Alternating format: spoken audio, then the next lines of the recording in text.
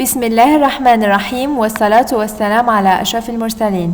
Welcome dear students to the second lecture of English. As we saw together during the previous one, we focused mainly on contract law. Today we are going to continue within the same topic.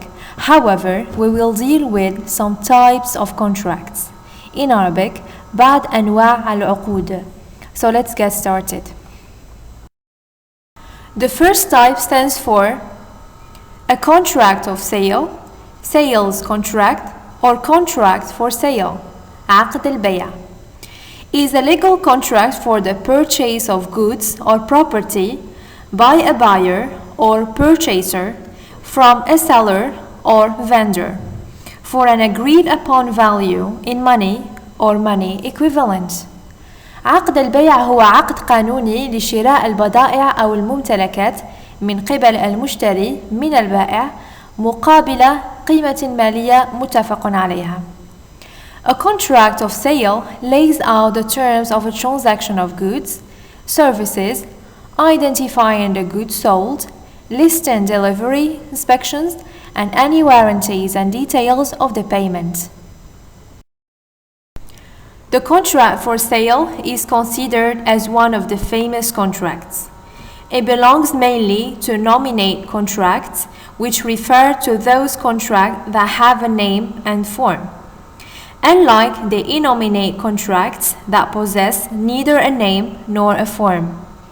يعتبر عقد البيع من أشهر العقود ويتجلى بشكل أساسي في العقود المسماة أي nominate contracts والتي لها اسم وشكل مناسب بخلاف العقود الغير مسماة innominate contracts التي لا تحمل اسما أو شكلا معين. The second type stands for lease contracts or rent contracts. Lease agreements are legally binding contracts that explain the obligations and rights of both the tenant and landlord. عقود أو اتفاقيات الإيجار هي عقود ملزمة قانونياً بحيث تشرح التزامات وحقوق كل من المستأجر والمالك. It's very important to fully read over and understand any contract before you sign. Knowing your rights, responsibilities, and obligations in advance ensures a smoother tenant-landlord relationship. This helps avoid potential legal hassles and financial problems down the road. من المهم جدا قراءة أي عقد وفهمه بالكامل قبل التوقيع. معرفة حقوقك، مسؤولياتك والتزاماتك مسبقا يضمن وجود علاقة أكثر سلاسة بين المستأجر والمالك، وهذا يساعد على تجنب المشاكل القانونية المحتملة والمشاكل المالية في المستقبل. The third type is called donation deed or donation contract. By means of this agreement, a person, donor, transfers a part or all his property free of charge to another grantee. بموجب هذه الاتفاقية يقوم الشخص الواهب بتحويل جزء أو كل ممتلكاته مجانا إلى شخص آخر ألا وهو الموهوب له. Unlike the transfer by sale, the only requirement to transfer the property is the acceptation of the grantee who receives the property. In other words, there is not an economic trade-off for the donor.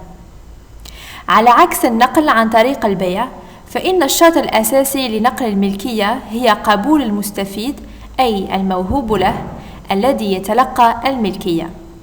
بعبارة أخرى، لا توجد مقايضة اقتصادية للواهب. And finally, we have marriage contracts. It is a consensual contract between a man and a woman on a legitimate basis. One of its goals is to form a family based on affection and mercy. Acceptance is among the basic elements for a valid marriage contract. هو عقد رضائي بين الرجل والمرأة على أساس شرعي، ومن أهدافه تكوين أسرة تقوم على المودة والرحمة. يعتبر القبول من أهم أركان عقد الزواج الصحيح. Here we have a review of key concepts. Contract for sale عقد البيع. Lease or rent contract عقد الإيجار. Donation deed or donation contract عقد الهبة. Marriage contract عقد الزواج. Nominee contracts عقود مسمات. In nominee contract عقود غير مسمات. This is all for today. See you in another video.